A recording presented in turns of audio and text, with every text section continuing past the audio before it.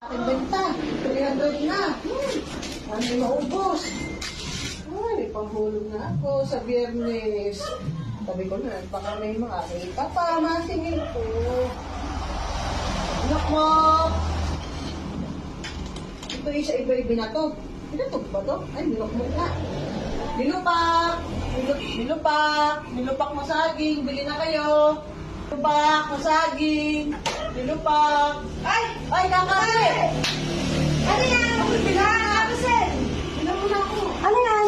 Nilupak na saging. Aba, mukhang masarap-sarap nga yan ah. 5 piso na. Oh. Namang ano eh. Ay, sabay. tinignan ko lahat. Baka mamaya may insekto. Abay, bibili ako eh. Oh. Bilang mo na ako. Magkano yan? Sige, bigyan mo ako ng isa.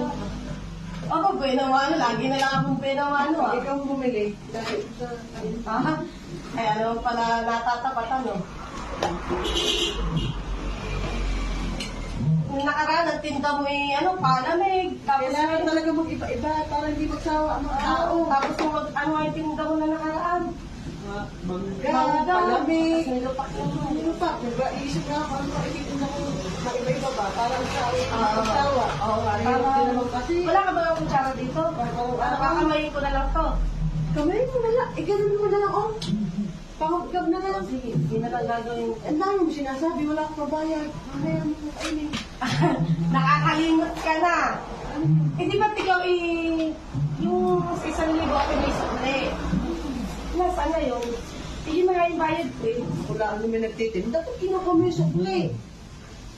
Hindi mo pa nga naibibigay ka, Rosel. Kaya inangalaan mo ano. Bukas na yung hindi na, bukas na.